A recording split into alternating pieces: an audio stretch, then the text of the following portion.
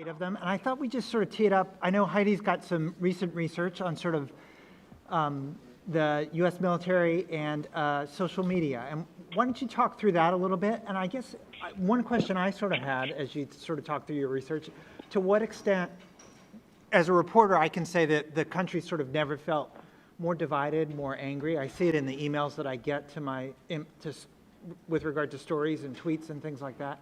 And I wonder to what extent the military catches that virus, either through social media or just through other measures.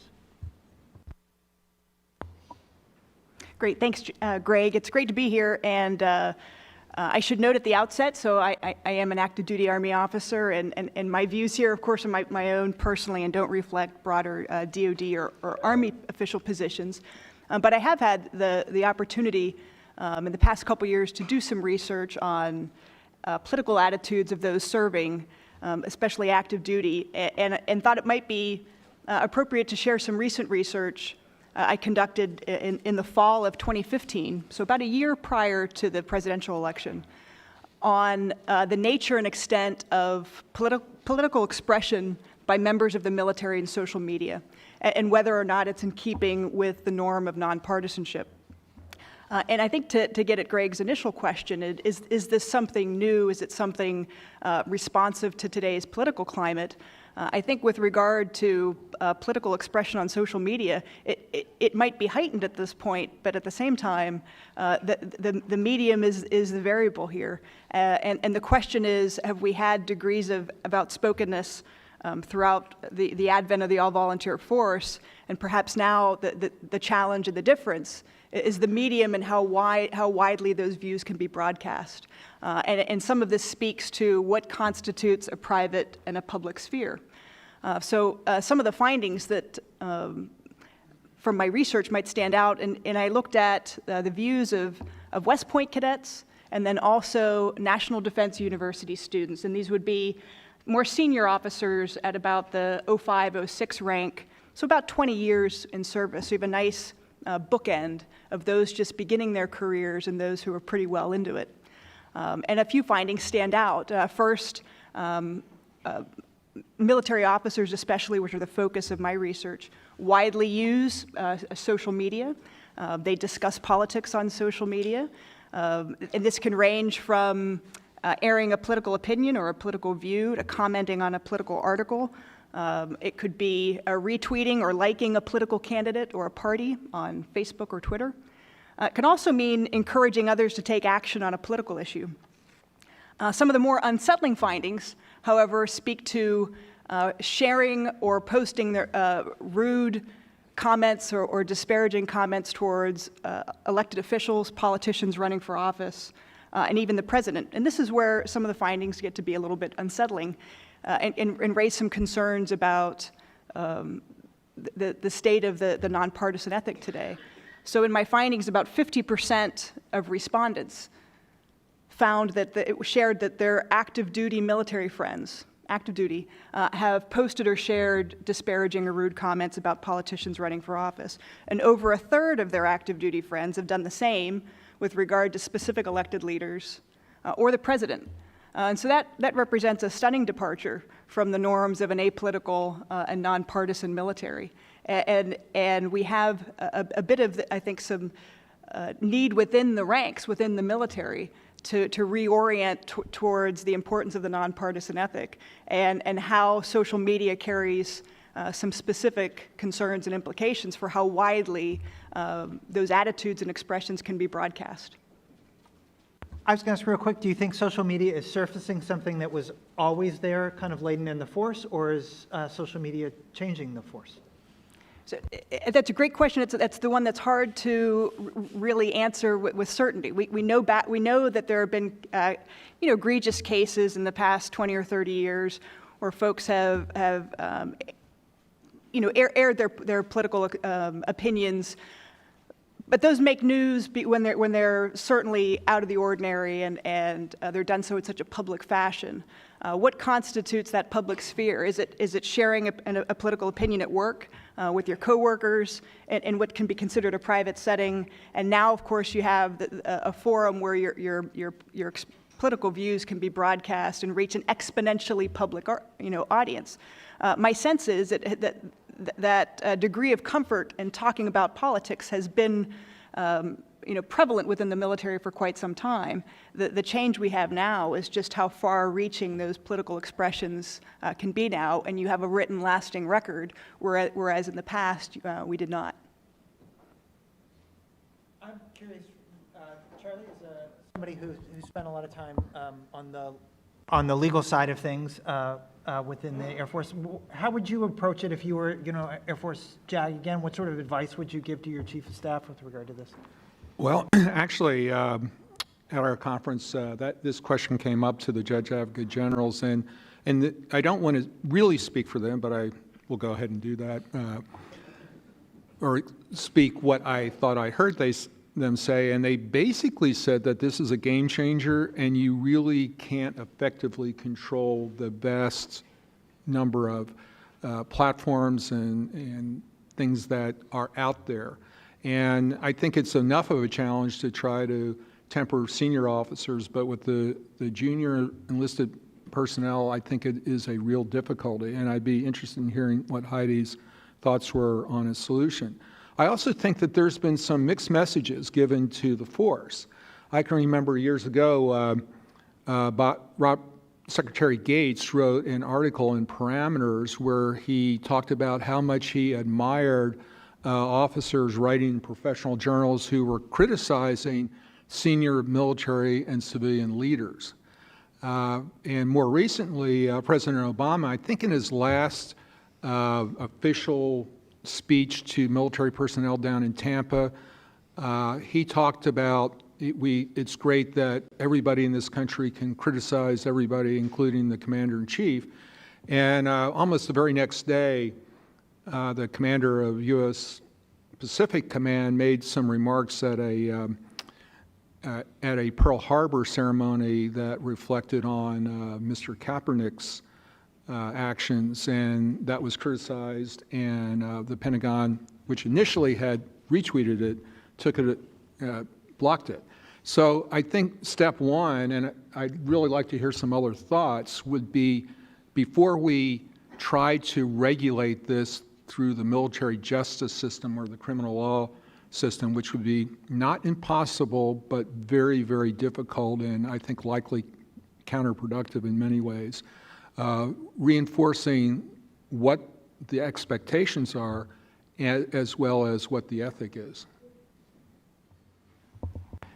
Can I ask Eliot and Peter to sort of weigh in on what you guys think the standard should be, particularly for more junior officers who kind of have grown up on social media? I'm kind of curious from your perspective, both as professors as well, who probably deal with a lot of 20-somethings in social media. Eliot, why don't you go first and I'll comment. All right, Peter just disappeared. I guess, I tend to agree with Charlie, you cannot probably regulate this. I suppose what I am more concerned about is the weakening of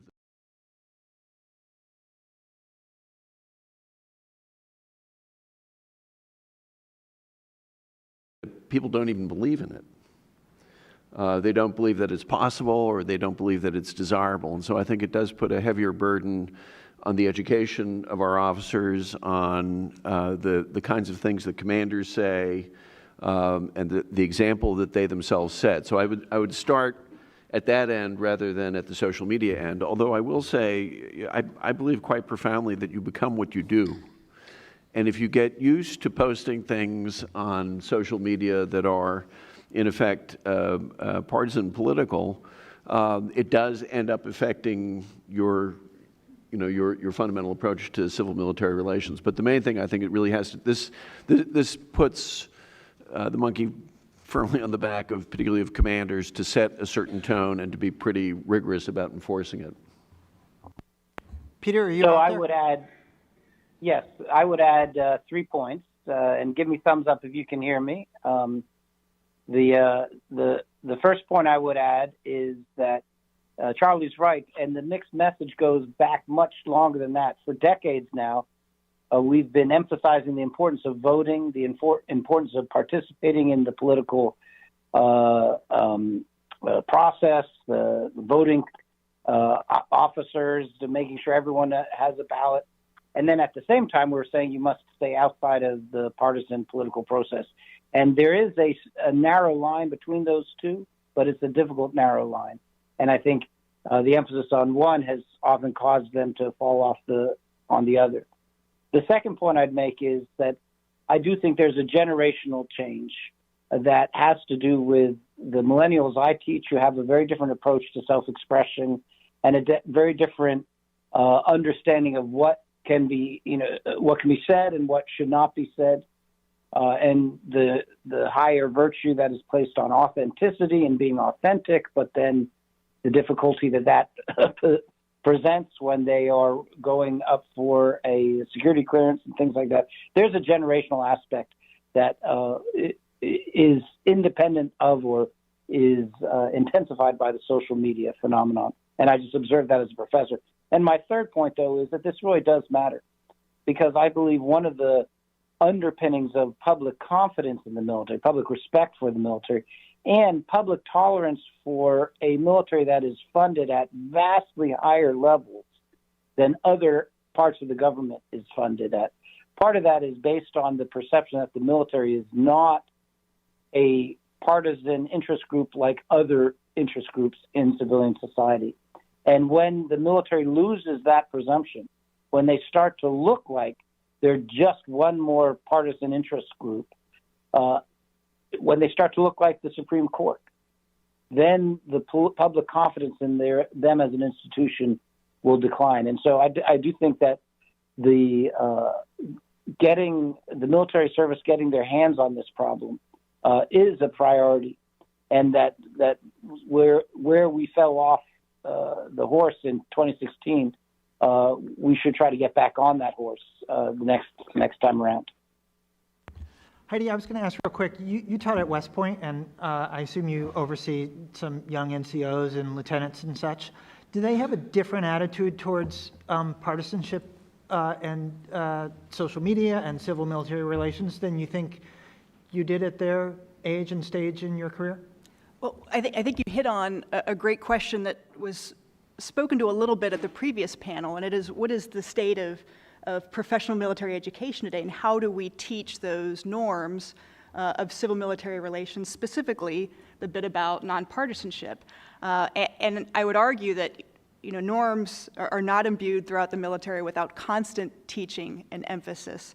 It doesn't happen overnight. And Mary Beth is a great example with her class, her elective, where 6 out of 380 at the Army War College are studying civil military relations broadly, and a very narrow slice of that would look at these issues of politics in the military. So I think the academies probably do a better job, and I'm a proud product of an ROTC department in a civilian university, but having taught at West Point, I'd also acknowledge that the academies probably spend a little bit more time in being a little bit more thoughtful in addressing these issues, but it has largely disappeared in terms of other points throughout your military career where you might spend some time thinking and reading of this.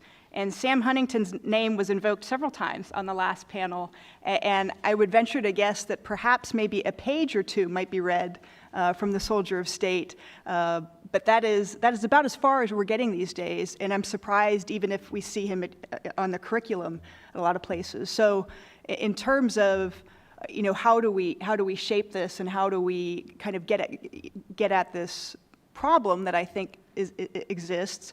One is that we have to better address this through teaching, and it has to happen throughout all points of professional military education.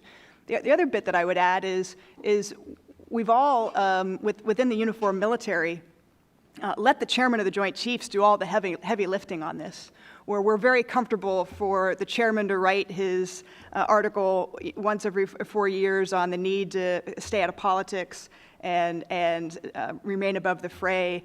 But there are a number of senior leaders that can and should be more forceful in echoing the importance of nonpartisanship. And that has to happen throughout the force, all the way down to I would argue, at really the battalion command and squadron command level, where that can be taught and discussed in an open forum through professional development sessions and so forth. I can imagine a number of ways on how we would address this really poorly, and one would be to litigate this and try to become overly restrictive in what we can and cannot say and do. And my nightmare scenario would be, a poor commander who says, all right, before we go down to the motor pool and do maintenance, I'm going to need everybody to get in a single file line, get your smartphones out, where I can review your Facebook posts over the past 24 hours. So there are a number of ways where this could be done in a poor, clumsy fashion. But what we want to do is not, with all due respect to our lawyer friends and colleagues, we don't want to turn this over to the staff judge advocate community, and we don't want to turn this over to the public affairs community. This has to be something that's addressed and led from the front from all leaders. And I think we do that at the pre-commissioning sources, we do that at every juncture throughout professional military education, and then we do it at the unit level, and that's how we address it. I'm in violent agreement with Heidi, and would just add a few footnotes. One is that this isn't an easy problem simply because almost everything involves partisan politics. Imagine if a young naval officer was writing about we need a larger surface navy. Then you're into the budget, then you're into the trade-offs, then you're into complaining about State Department isn't getting money so everything involves politics, so it's not an easy problem. I also think that there's a thirst on the other side, outside of the military. I teach a course in civil military relations at winter session at Duke Law School, and it's one of the most popular courses. And this issue comes up, and this is anecdotal, most of the students seem to think that their counterparts in the military should have the same freedom to do and speak on their private social media as they do, not realizing that this is leveraged and interpreted in different ways. And I think that it is worth mentioning that there are constitutionally proper limits that can be put on the speech of people in the armed forces with the avowed intent to keep them apolitical, because there's two things that I would think we ought to remember. There's a real operational impact of a politicized military because we depend on an all-volunteer force. And if that force is perceived as one side or the other of the partisan divide, that will limit the number of young people that we need, the best and brightest that we need to serve in the military. In addition, I think that when we talk to soldiers and sailors and airmen about this, we ought to remind them about the operational impacts. And we have enough experience now with cell phone videos and so forth and postings that have gotten out to the public that have had adverse operational effects. I'm thinking about the cell phone video of the Marines urinating on the body of the Taliban. And so I think sometimes speaking to people in these practical nuts and bolts way can be one way of addressing. I would just add two things. One, it seems to me it is important to draw some distinctions between enlisted and officers in all this. I think it'd be virtually hopeless to think that you can really control what some specialist is going to put out there. But the other thing is, in a way to reinforce what Colonel Urben said, as much as obviously I believe in education, I'm a school teacher, the truth is, I think what is more important is what junior officers pick up from their commanders, who by and large are the people that they are looking to emulate. And it's the power of example and of authority and so on. The schoolhouse, they're taking tests, and their test on civil military relations isn't going to be a whole lot different from their test on, battalion logistics or whatever. But somebody that they look up to, which is what junior officers tend to do, can have a much greater impact. So I think the question is what commanders at all ranks end up doing to set the example and to be explicit about these issues. I was just going to ask, does it make sense for officers to even be on social media? Is there an argument that we don't want our military on social media at all, to tell them, hey, get off Facebook and Twitter? Or would that be sort of isolating them from a society that essentially lives in this virtual world? If one isn't on social media, how does one spy on one's children?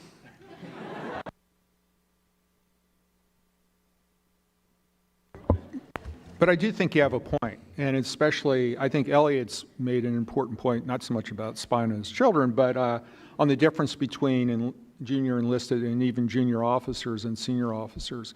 Senior officers, if they choose to be on social media, have to have a governor and a screen, meaning anybody who is a senior officer and tweets something after 5 o'clock at night or even after having one drink is making a huge mistake.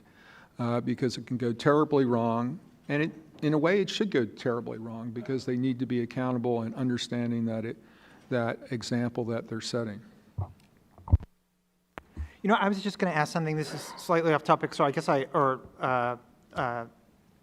slightly off topic, so I apologize. But I was thinking about the difference between General Dempsey and Admiral Mullen as I covered them. And I remember Admiral Mullen feeling like there was a real need to be out in the public sphere. He did the Late Show with David Letterman and things of that nature. And General Dempsey did, virtually none of that. And I don't know that he felt it was inappropriate, but it felt like it was something that he didn't want to do. And I guess, Peter, I was going to ask you, how do you feel about sort of the chairman of the Joint Chiefs of Staff? Should he have a public role kind of outside of the, traditional Sunday morning shows or things that they do? Should he participate sort of in our popular culture? So I think that that the trend you identified from Mullen to Dempsey has been intensified to Dunford, so that General Dunford is even less out there in the civilian space messaging. Certainly, Dempsey made a point of messaging on the profession of arms and talking about civil military gap issues in that context a lot more than General Dunford has. Dunford has stayed much more focused on military operational issues. And this is an area where I say beware of the cure that's worse than the disease.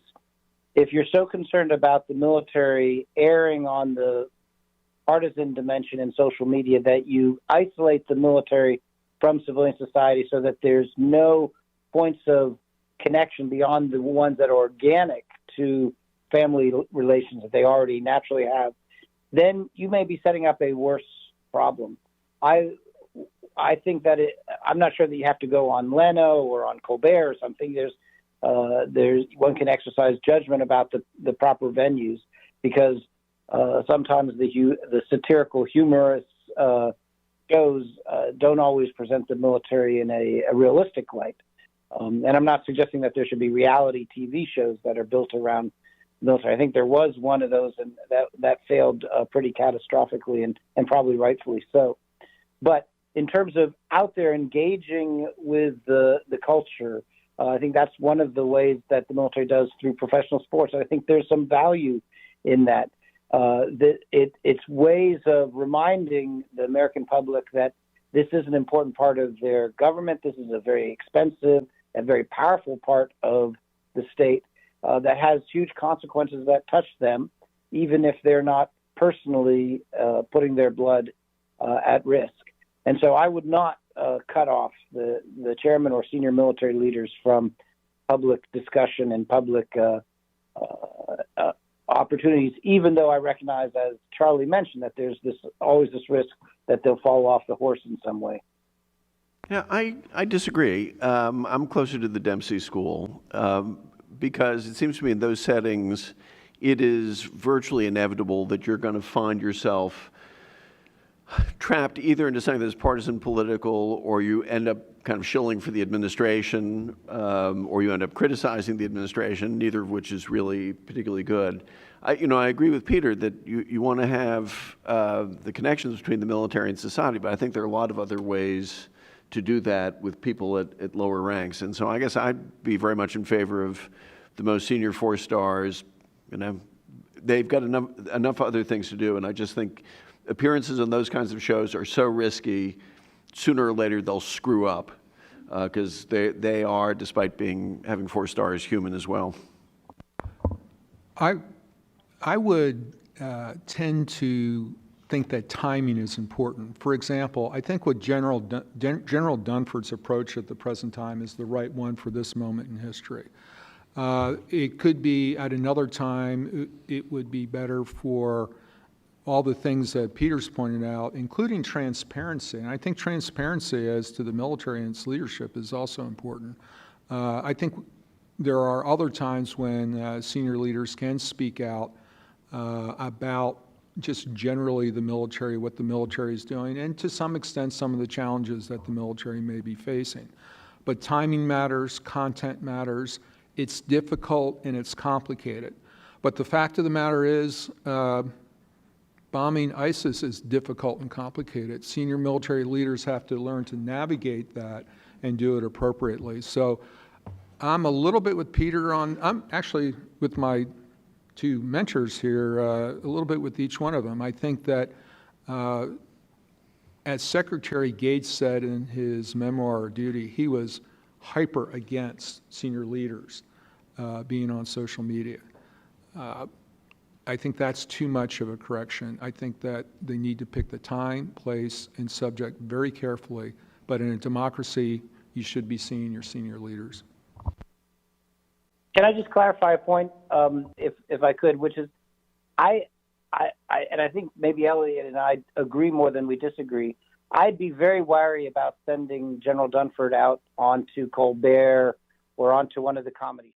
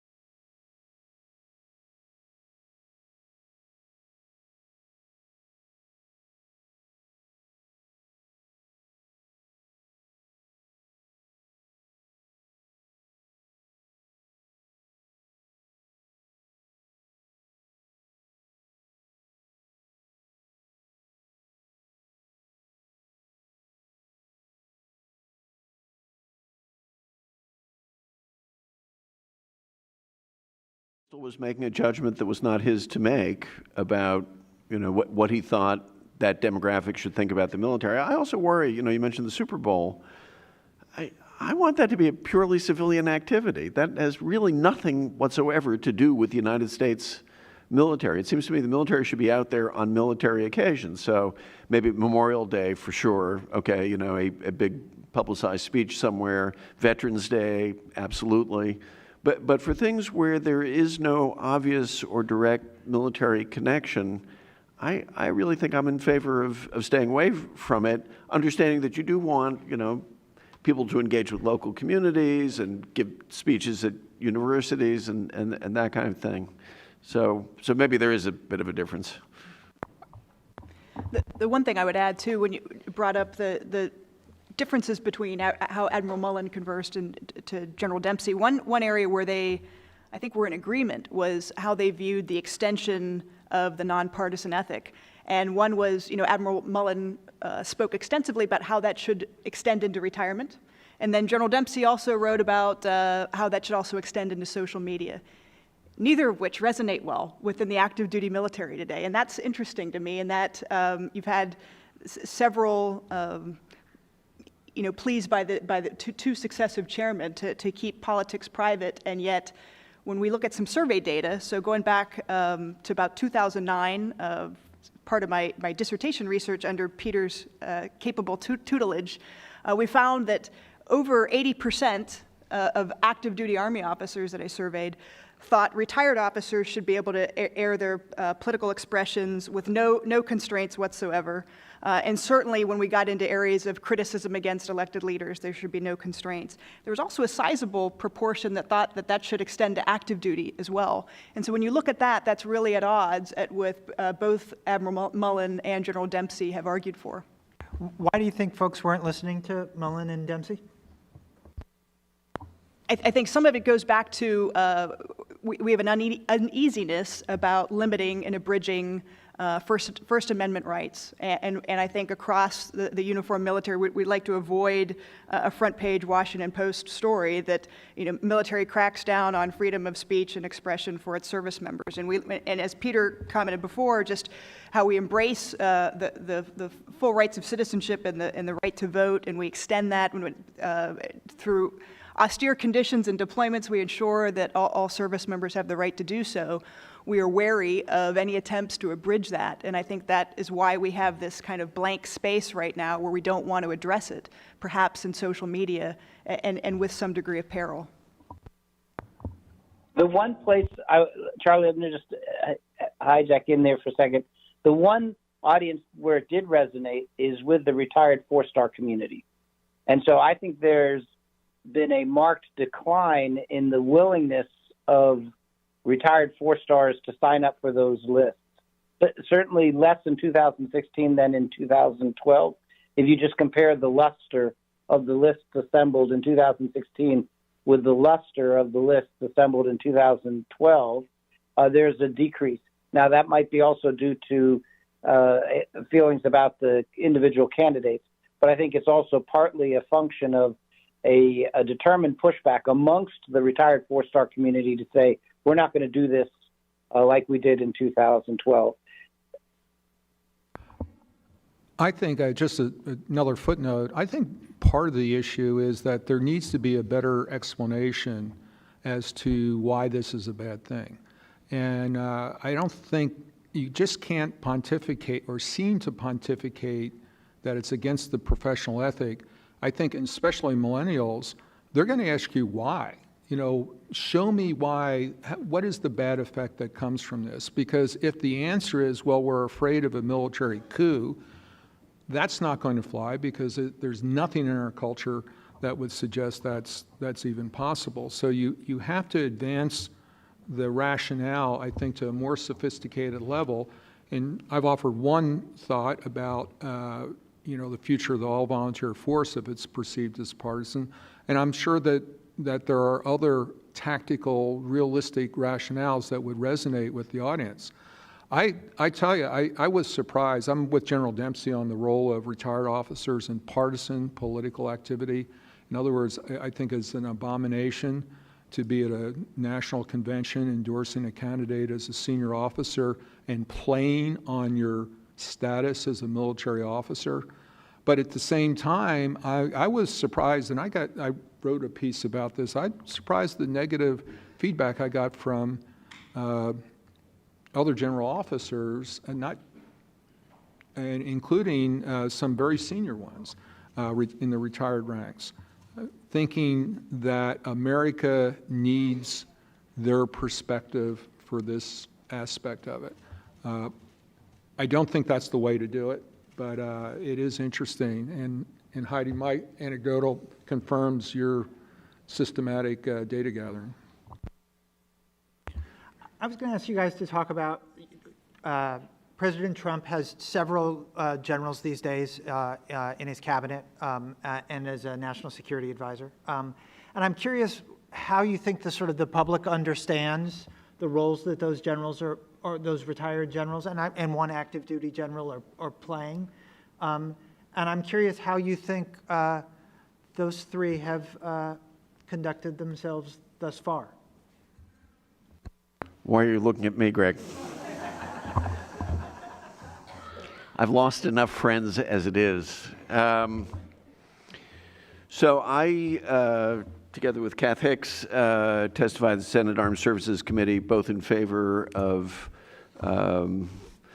amending the law so that General Mattis could become Secretary Mattis, and I think we were in complete agreement that that was the right thing to do given the nature of this particular president, but that the law was a very important one and should be maintained, and I wouldn't have been unhappy if it even were strengthened. I think at the, we're seeing some of the benefits of having senior officers in place, but I think we're also seeing some of the more serious limits.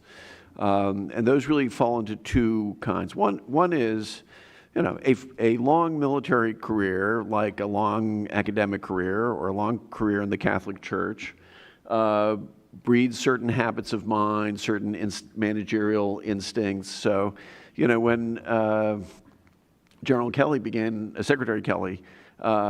began saying, in fact, members of Congress should just shut up if they don't want to change the law, that is actually not what a cabinet secretary is supposed to say to Congress. It's not really, it's not only not done, it's not really appropriate. And there are other things like that. Is General Mattis, fantastic operational commander, somebody with great judgment. Normally, would that be the kind of person you want to manage the Department of Defense, which is actually a very different kind of job? Well, perhaps not. So there's one set of issues there. There is a particular issue, I think, unfortunately, with H.R. McMaster, who was a friend and I hope will remain a friend. And there are several angles of that. First, he remaining on active duty while serving in a policy-making position, which I find personally profoundly problematic. I do not think the Assistant to the President for National Security Affairs should be a serving officer for a whole bunch of reasons, particularly if they come in as a 3-star, which means, and I don't know any 3-star who really doesn't want to become a 4-star, by the way. And no matter who they are, they have their eyes set on the prize. But more importantly, when they walk into the Oval Office, if you are an active duty military officer or even a recently retired military officer, you don't see the president, who's just another politician who you are working for and supporting. You see the commander-in-chief. That's a big distinction, I think. And there's a set of reflexes that get triggered when somebody in the military looks at somebody and sees the commander-in-chief, the guy who is at the top of the chain of command that they have been part of for 35 or however many years. There is, say, a second big problem, and I want to choose my words carefully. Any kind of government service involves strain on your integrity. I say that as a former senior official in the State Department. I think that's just the nature of government service, that I don't care what it is, sooner or later you're going to find yourself saying things which are not entirely true. But I think in this particular administration, in that particular office, the strains are acute. And already, General McMaster has said things which are just palpably not true. And that's a problem. I believe it's a problem for him personally, but it is fundamentally a problem also for a military professional. He bears a particular burden, I believe, as the author of dereliction of duty. And so that, unfortunately, it exposes him more than it would any other general officer or flag officer to accusations of hypocrisy and that sort of thing, which I hate to see, because he's a very honorable guy. So I think that unfortunately is and will be a problem. Can I ask Peter and Charlie to weigh in? Should General McMaster have taken off his uniform before he took this job? And I'm just curious how you guys think he would have managed it. I'll let Heidi off the hook on this one. Okay, I agree with Eliot that it would have been better for General McMaster to retire before taking on National Security Advisor role. I think I supported that the selection of him under the circumstances and that he was elected. We were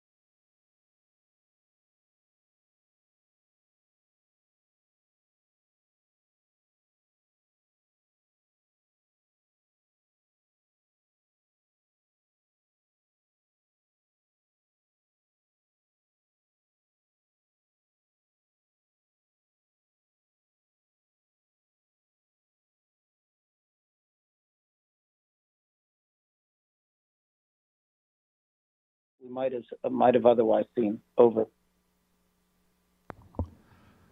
I'm with Peter and Eliot on the issue of HR staying in uniform. I think he should have retired. Of course, I don't know what I don't know. There could be other dynamics that I'm unaware of, but I think, especially for the point that Peter made, it's a political office. It requires political judgments and statements and so forth. I think it would have been much better to do that.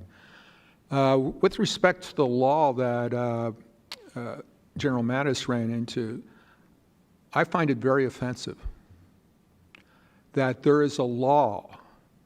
You can be a child molester, and there's no law that says you can't be Secretary of Defense. But if you served your country in uniform, somehow you're suspect. And it seems to forget about the constitutional process of confirmation.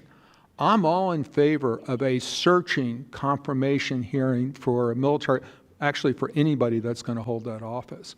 But to have a special law that says, per se, you are suspect because you served your country in uniform, what does that say to these young people that are sitting here? That your country will question your loyalty because you served? I find it very offensive. It should be repealed. And I'm happy to testify about that. See you in court, Counselor. And in terms of the retired generals, I saw an article recently that said that the president's surrounding himself with retired generals. I almost burst out laughing in that there are more than 4,000 political appointees. And how many retired generals do we have? 4 or 5? I don't see that kind of crisis. And I think right now, the public for some time has been thirsting for something in government to work. And the military seems to be something that works, and that's why it does so well in the polls. The fact, and I'm with Peter on this, in a perfect world, no, we would have highly qualified civilians perhaps to do these jobs. But if not HR, who? Who do you want in that job? And I think that, and I'm not always a fan of HR. He's called me out publicly on a couple of things that we still disagree about. But I do think that Peter has some wisdom. You won't hear me say that very often, Peter, that you have some wisdom. In the first couple of months of the administration, there's nothing good for any American for the American presidency to be destabilized. And I think that this particular team, as Peter put it, has been kind of an oasis. And I think that as Americans, we want to see that. So in this particular moment in history, I think that it doesn't portend a civil-military relations crisis. And as I said in an article I wrote, a handful of generals and 4,000 political appointees is not a coup of 2017. Can I just add a point, and Eliot, then I'll hand it back to you. I agree that the number of generals right now, retired generals, has not crossed the line, but Secretary Mattis would benefit from a strong coterie of civilian advisors inside his immediate office, to include a Robert Rangel type political figure, someone with very, very good political instincts on the Hill and also White House antennae, so as to be a political advisor to Secretary Mattis. And then I think Secretary Mattis needs a very strong civilian OSD staff that is led principally by civilians, civilian undersecretaries, civilian assistant secretaries, to create more of a civil-military balance inside the Pentagon. If he has that, then the fact that he is a retired four-star is less problematic. But if he draws from his own network of former retired military to staff out his Secretary's office and then the Office of the Secretary of Defense, the OSD, then the numbers start to become a significant fraction of that 4,000, Charlie. So we're not at that rate yet, but that's why I'm paying close attention to the rest of the appointees. Over.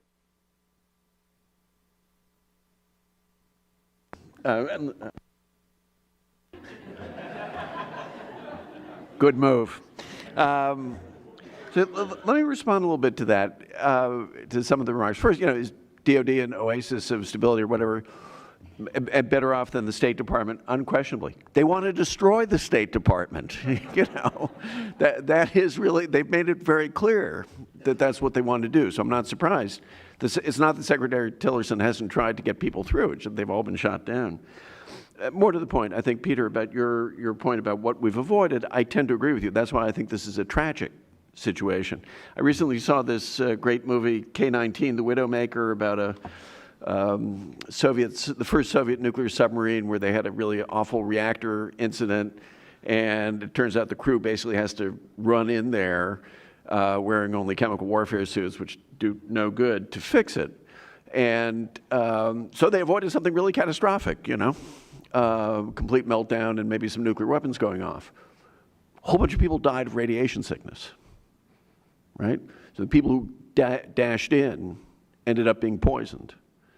And I think that's part of the price that some of those people, including possibly HR, will pay. And by the way, I wasn't just referring to the reaction to Greg's story, but even some of the stuff now about how, this current sort of rainbow tour around the world is actually all about civil rights and civilized societies coming together. And that's rubbish. Just rubbish. You don't go to Saudi Arabia to celebrate civil rights. I'm sorry. And of course, it's a necessary thing. It's a necessary thing to say. It's a necessary thing to say. It's still baloney. And there will be more of that. Charlie, I couldn't disagree with you more, of course. It's actually, I think, very wise legislation. Let me give some of the reasons why I think that's the case. First, there are all kinds of restrictions we put on people. We say you have to be a natural-born citizen of the United States in order to become president. Does that mean we don't trust naturalized citizens? And that they have to go around feeling that they're second-class citizens? You have to be, 35 to be a senator? Should 25-year-olds feel bitter and angry and resentful about that? Far from it. I would also point out, we put the military on a pedestal. If you retire as a 3 or 4 star, in general, you get all kinds of perks and all kinds of respect from the rest of society that, among other things, you continue to be called general. Notice, he's got a title.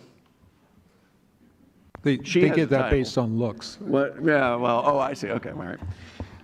But more importantly, our system is based on a certain amount of healthy skepticism and mistrust.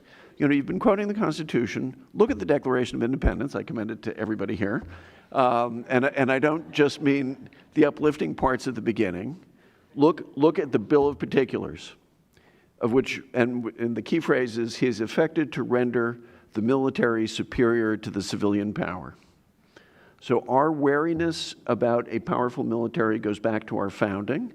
It is entirely appropriate, okay? Not just that the military are the people with the guns, they've got the biggest budget, they're the people who are the most effective, and it is entirely appropriate to say that in normal circumstances, we're not in normal circumstances, we want a real honest-to-God civilian sitting on top of that institution, and that implies absolutely no disrespect to the military in which you served and my kids have served and Heidi serves. Far from it. But it's quite a healthy attitude, I think. Well, I think it's different when you talk about age and natural-born citizen, and maybe those things shouldn't be in the Constitution in the 21st century, I would suggest. But when you have a government that can conscript you into the armed forces against your will. And by the way, folks, there is no constitutional right to conscientious objection. It's a creature of statute, so it can change any time. If government can do that, and then they can turn around and say you can't hold an office because you are conscripted into the armed forces, I don't think that that's right. And what I'm saying is that let's have the confirmation process, purge out anybody who's inappropriate for any reason. If you think somebody is questionable because they were recently in the armed forces, that's what the Senate is supposed to do. That's what a confirmation process is about. And I don't see, if you're concerned about this, why isn't the law for every senior position across government? So I think it sends the wrong message at this particular time, but I do totally support a searching confirmation process. I'm going to throw it open to questions in the audience. I was going to ask Heidi one last question on this topic, and if you can't answer, that's okay. I'm curious, you've worked a lot with foreign militaries, and where we push the notion of civilian control, certainly the Afghans who you spent time with. And I'm curious how you think they view our stacking of retired and active duty military officials at sort of these top levels. Does it make the sale harder or not? Yeah, I'm not sure, but bottom line, I'm not sure, but I think, you know, in many cases, we're reminded that in broadly speaking, in civil-military relations, we are a single case study too, and we have, and so I think there's part of that when we look at how do foreign militaries view us. They view us through the lens of their own experience and through, you know, their counterparts and neighbors as well. So, but to the specific bit, I'm not sure.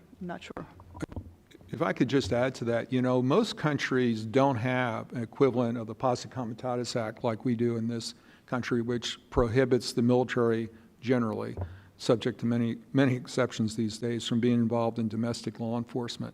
Most countries don't have the luxury of having an external security force and an internal security force and local policing. They tend to meld them together. On the other hand, and this is anecdotal, and I'd love to see some data on it, I don't think in other countries the military is as well respected or as trusted as it is in this country. So I think, Heidi, you're very correct that we are a single case study in terms of our civil-military relations. But if I could, that cuts against your argument. I mean, you might say posse comitatus. What do you mean? You don't trust the military to stand up for the laws of the United States of America? I think it is particularly because we have put certain restraints on ourselves, to include not doing the things that a lot of countries like the old Soviet Union did, of having military officers be in charge, be the civilian heads of their militaries. That's precisely why we are and have been the example of fundamentally proper civilian control of the military. Well, when you start looking at the sources of the Posse Comitatus Act back in 1878, it's not pretty. And it doesn't really have anything to do with the military controlling the federal government.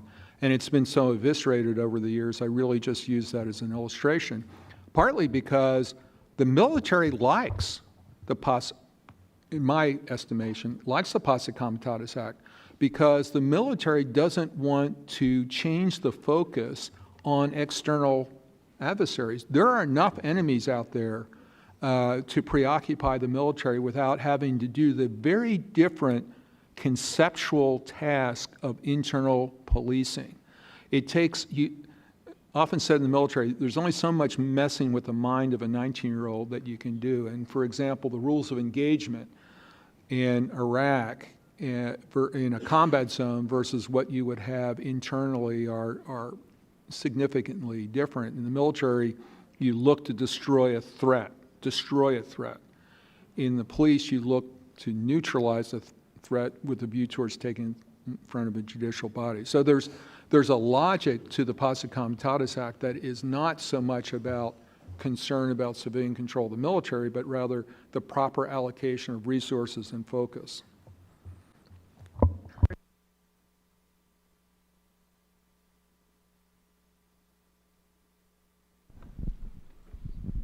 Thank you. Henry Newsom, Secor Holdings. I want to delve a little deeper in this question of the appropriateness of retired military officers serving as cabinet secretaries.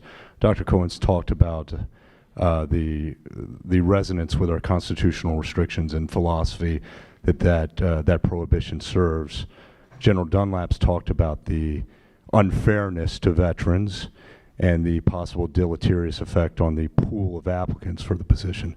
What about the effect on the current 3 and 4 stars? What sort of expectations might it put on them, or perceptions of their behavior, if they're seen as campaigning or preparing for a further job, an inherently political job, and the perceptions by the president, by the public, and by their fellow officers and their charges?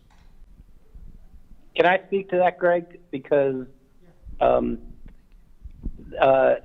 I think goes to the heart of one of the reasons why that restriction was put in place at the time. In the 40s, what they were worried about is the service rivalry. That the civil-military crisis of the late 40s was rampant service rivalry, and they wanted a Secretary of Defense who could rise above servicism to ride herd and pick winners and losers in the budget across the services, but in a way that would not be viewed as beholden to service interests.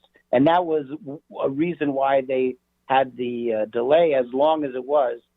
You had to be out of the service long enough that servicism had left you. And I think while we don't have the same kind of service rivalry that they had in the 1940s, you still have the politics of the 3 and 4 star promotion system, and you have still some service rivalry. So it's a wise precaution. That's why I agree with Eliot that it's not a pernicious denial of the human rights of our retired 4 stars to say they have to wait just a little bit before they get their chance at that promotion. If I could, let's make it clear. I'm not in favor of further persecuting 4 stars by denying them the ability to serve as Secretary of Agriculture. It's a prohibition on serving as Secretary of Defense, which I think is special. One of the things that's, of course, very peculiar is we assume that 4 stars have a kind of universal skill at management, which is, again, palpably not true, I mean, some do, but actually most don't. They've been very successful in a particular kind of organization. You probably wouldn't make them Pope, because they might not be so skilled at managing the Catholic Church. There is something that is a little bit kind of third world about saying, well, really, we need somebody to run a big organization. What you really want is a retired senior general officer. I mean, that way lies Pakistan. And it doesn't make any sense. The truth is, I think most 4 stars know that they don't have the skill sets that you need to be an effective cabinet secretary, all of which are quite highly political jobs, and they stumble into all kinds of landmines and thickets when they actually get into those jobs. Can retired 2 stars who are Catholic become Pope? Is that still open? I'm Jewish. Don't ask me. Oh, okay. I think I agree with Eliot on this. The idea that there's a bunch of senior generals out there pining away to be Secretary of Agriculture is really not true. Among other things, the practical nuts and bolts is their families would kill them because they've spent so much time in government service that they really do feel it's time for their family, and they get the sense that time is not unlimited. And I also think Eliot makes a good point that just because it does come with some skill sets if you become a 4 star. It isn't happenstance or lightning striking in the sense that there are no qualifications. But everything that works in the military is not going to work in a civilian environment. And as we look around the world, when you see military juntas that are trying to run economies and even keeping the railroads running on time, there aren't many success stories. In fact, off of the top of my head, I really can't think of one.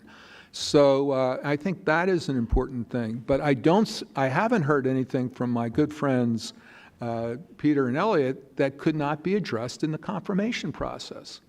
Why do you have to have this special law when it's no special law against child molesters, but a special law against people who served in uniform? give you the lawn Great. child molester. Right there.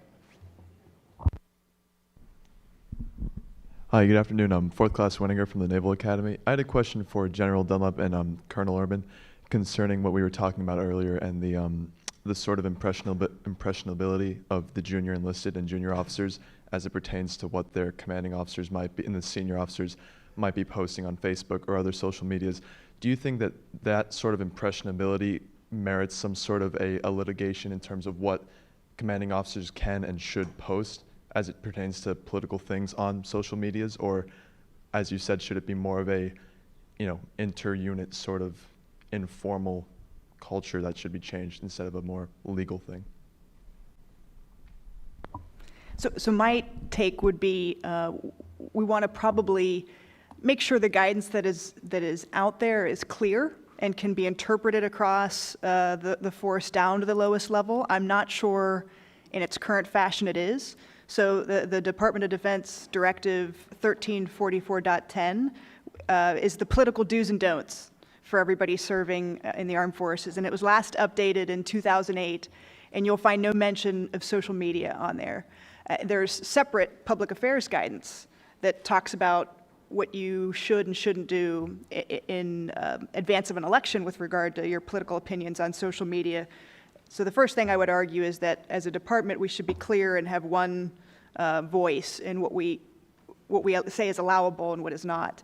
The second point, though, is we shouldn't try to solve this through a lot of restrictive guidance and allow what we do in all sorts of facets of military service is empower our commanders to have these candid discussions at the unit level. And I think General Dempsey said it really well a few years ago, and it's just that we have to be incredibly thoughtful about what we say and how we say it, especially when we broadcast our opinions outside the confines of our home. So I think going back to how we could do this poorly is if we try to restrict and we try to censor and we give way too much guidance from the top. But we also can't ignore it, and we have to make sure we're teaching it well at both in formal settings, but more importantly in informal. I agree with Colonel Urban. It is possible to use the military justice system. There's a case called Parker versus Levy, where an individual was prosecuted under Article 133, conduct unbecoming an officer during the Vietnam War for statements he made to enlisted personnel that would otherwise be protected by the First Amendment. And the challenge there was, did it give him enough notice of what, and the Supreme Court basically said, well, if you're in the military, you kind of know these things are wrong to do. So you can do it, but it would create litigiousness that would be unproductive and distracting to the military. I think it is a matter of mentorship and leadership, and if an individual doesn't get it, that's when the senior officer comes in and say, Bob, you've had a great career. What are you going to do next? And Bob, I've actually been on these discussions, and Bob said, sir, am I PCSing? Not, I don't think so, Bob. I think you're going to be doing something else for the rest of your life. So I think that,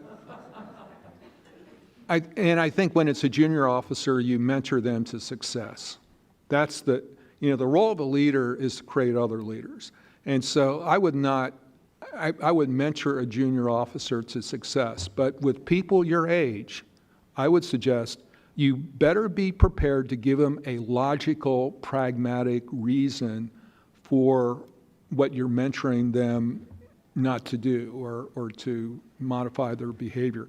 And so that puts on what Colonel Urban said, you better have thought about this if you're a senior officer and worked out in your own mind the whys and wherefores and why this politicization or seeming politicization is so dangerous. And it is a fact. One of the things that one of the Army, when I was in Joint Command, he made the point that, everybody in the office keys off of how the boss is. If the boss is in a bad mood, then they feel empowered. Everybody can be in a bad mood. And I think we've all seen that. You've seen that at the Academy already, I'm sure.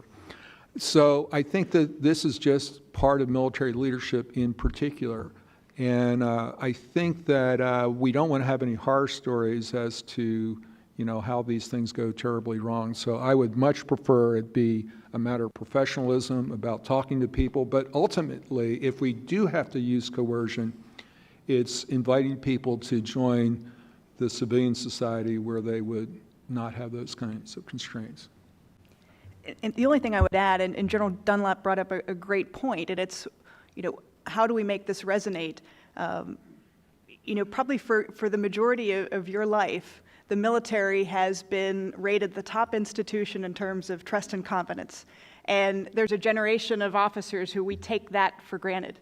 And sometimes we want to reflect upon, what are the roots of that trust and confidence, and also reflect that we could lose it, and what are the ways in which we could lose it. And one would be, I think, if we are widely viewed as simply another interest group, and if we are viewed as we could be labeled as partisan. And this is a great opportunity for some master's candidate to do a study of other armed forces and see why that they don't enjoy the trust and confidence that the military enjoys in this country. And I'll bet you a lot of it's because they're perceived as part of the political process in another. Great, why don't we go right over there?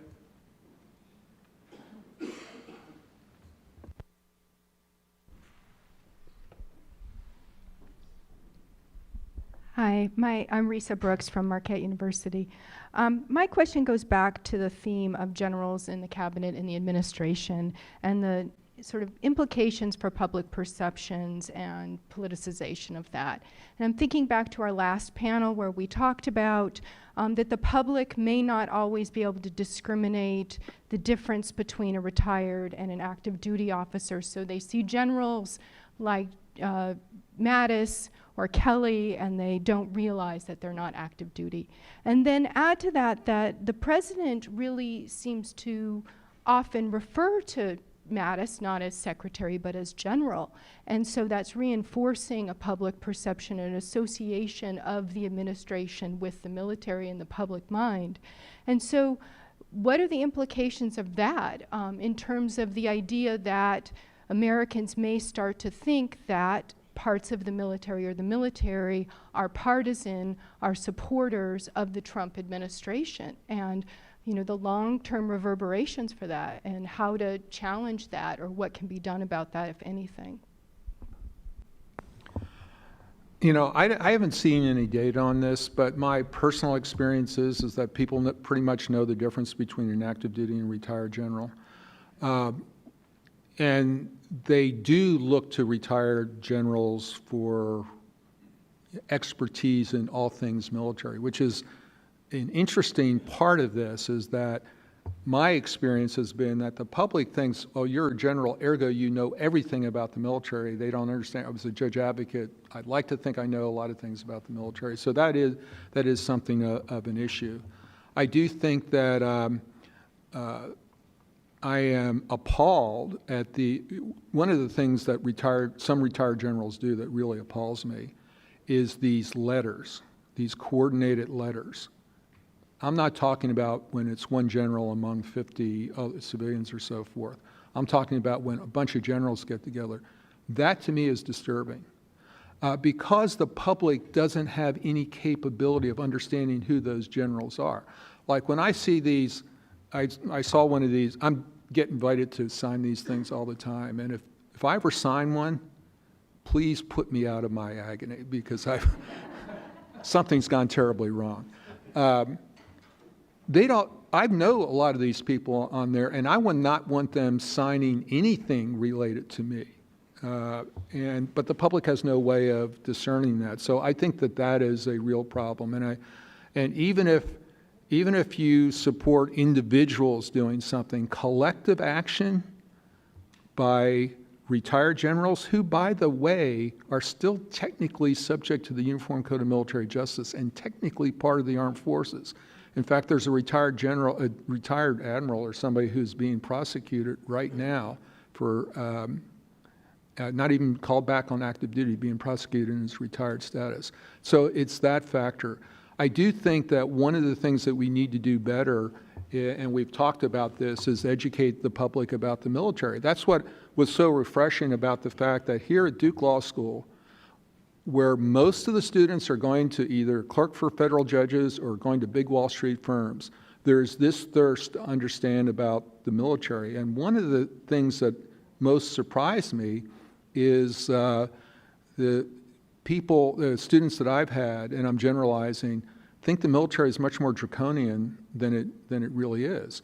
And it's much more different than themselves than it really is. And so we need to do a better job at that and to incentivize people to, learn more about the military. And one of the things that I think causes the most tension when I was on active duty was not that civilians didn't know the policy or were, indifferent to the military. It's that they didn't invest themselves in learning about the military in the sense of, what does it take to get an airplane from point A to point B? What about combat search and rescue? What about all these sorts of things? It's bad enough when it's in the bureaucracy, but what concerns me is there isn't much of that knowledge in Congress now. You don't have, at least my perception, you don't have people in Congress like you used to who really knew about the military, down to how things works and strategy and everything else, because people in Congress are so busy raising money that they don't really learn about the military in a way that I think would be productive for civil-military relations.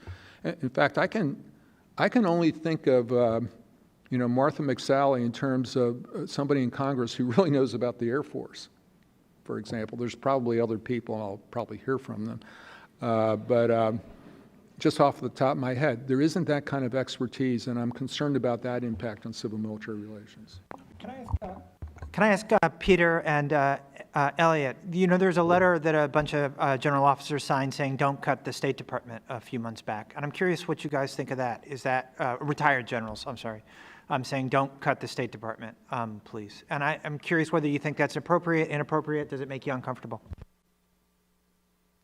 Maybe because I'm a former State Department guy, at least for a couple of years, the answer is I don't like generals writing letters.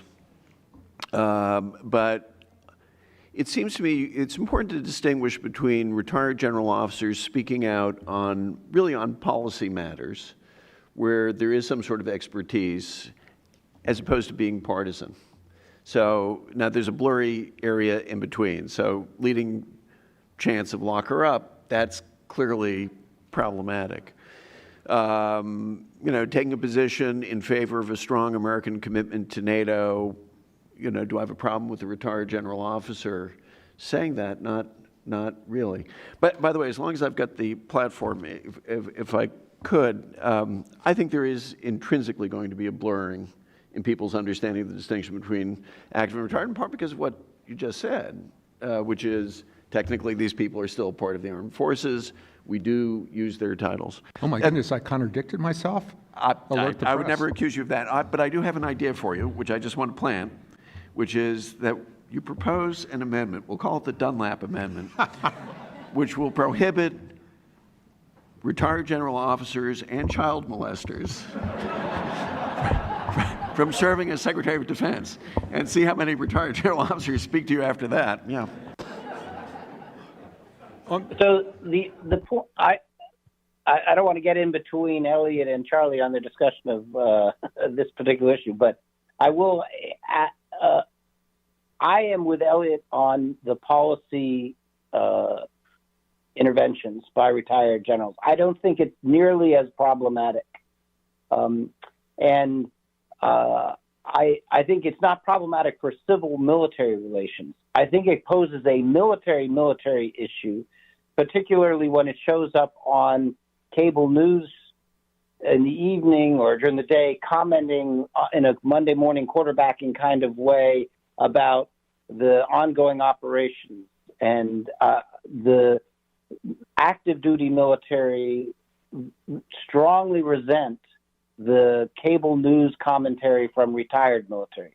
They believe that they're not up to date. They don't know the details. They particularly don't like it when the retired military offer criticism, and they identify that as deeply problematic. active duty military dues.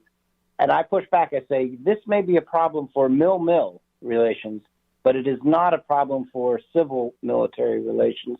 I think it's probably a good thing for the public to see that the military actually disagree with each other on policy issues, that this myth that there is something called best military advice, capital B, capital M, capital A, that is a single point solution that all military professionals would arrive at, if not for the interference of civilians, and that it's a truth out there that military know and is a single point truth. That's a myth. And seeing military debate these issues actually helps make the public a little bit wiser on military policy. So it doesn't bother me from civil military point of view, even though I totally understand why no one likes to have their homework graded on live TV by people that they consider to be a little bit out of date. Just to comment on that letter, if it's the one I'm thinking about, and because I'm not 100% sure on the facts, I'm just going to pose a couple questions to you.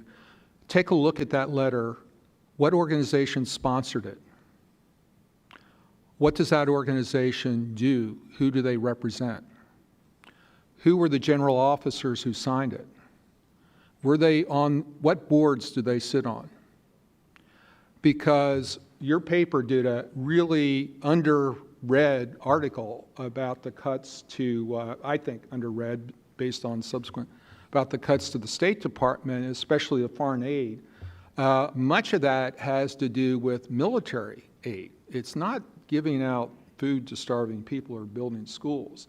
And there's a great graphic in the Washington Post that illustrates that to you. So so I would just pose those questions. I'm not making any allegations. I'm just saying pose those questions. And this is what the difficulty is when generals get together and sign these letters. People have no way of accessing who they are and what they're standing and what biases or whatever that they might have. Whereas if it's a politician or something, people are going to dig that out. People just make these generic assumptions about these generals that may not be true in particular cases. So I think that's a great question and a good case study, I think, for somebody to look into in detail. Great. Let's go right over there.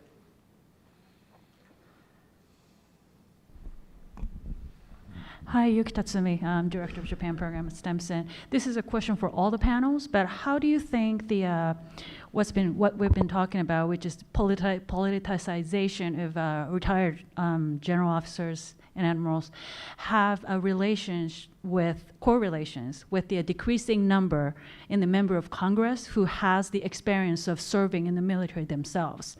And linear trend may suggest that trend will continue, and how would that affect the relationship?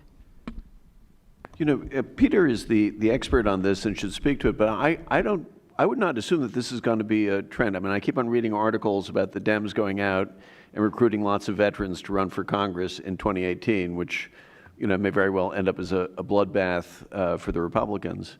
And certainly, I know a number of young Republican veterans who are currently serving in Congress and who are running. So I'm not sure that we should assume that the trend goes in only one direction. But Peter really is the guy who's got the expert knowledge on this.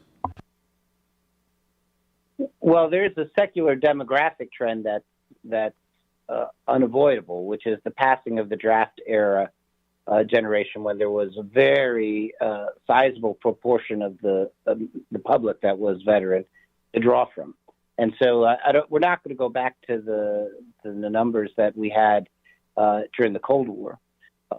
But Eliot's right that there is this perception, particularly among the Democratic Party, that this is an advantage, that they need to inoculate themselves on the weak on defense charge. And the best way to do that is to nominate veterans who then have sort of a personal inoculation by this. The record of those such candidates is mixed. If the only thing going for them was that they had been military, but they were otherwise problematic candidates or otherwise not very capable, then they actually didn't do very well. And the candidates that were strong overall were advantaged a little bit by being in the military service. That being said, I do think that Charlie's onto something about the caliber of civilian oversight when the members of Congress don't have as many veterans. There is a kind of questioning and probing that you get from veterans that is less likely to get from non-veterans. And it's not always the kind of probing that the military would like to receive. So Senator McCain, who, by the way, Charlie thinks that he has some knowledge about the Air Force, as you know, so you might be hearing from him. But Senator McCain is tough on DOD precisely because of his veteran experience. It strengthens the vigor, I think. It helps strengthen the vigor of civilian oversight from Congress. And there's notable exceptions on the other side. Ike Skelton is probably the one that comes to mind. But Ike Skelton is rare, and who are the Ike Skeltons of the current generation? That would be a reason to be concerned over. I would just like to emphasize for other folks in the crowd, you don't have to have served in the military to have the expertise either to be a civilian leader within the Department of Defense or to have expertise in Congress. And I think one of the highest percentages of veterans we ever had in Congress was during the Vietnam War. And how did that work out for us? I don't think so well. The question is, how much are you going to invest yourself in learning about the military? And I'm including the unglamorous things like logistics and communications and all these highly technical things. I don't want any young person out there thinking, well, if I'm not going to serve in the military, then I don't have anything to say on defense issues. I hope we don't get to that. The question is, how much do you educate yourself? And I can tell you, I know a lot of reporters, including the one sitting next to me here, who know a lot more about the armed forces of the United States than many thousands of the officers in uniform that I knew on active duty. So it's a question of investment, intellectual investment, as opposed to per se service. But Peter has a good point. In terms of the politics and throw weight, somebody might have had conscript level service where all they did is literally flip burgers, and suddenly they're an expert on the military if they're in, which isn't always the case. So politically, veteran status might have something to do with it, but in terms of effectiveness, it's about the investment, intellectual.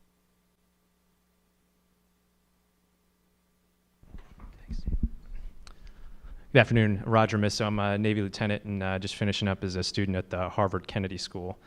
I wanted to sort of push back. We talked about the public perception of a nonpartisan or an apolitical military.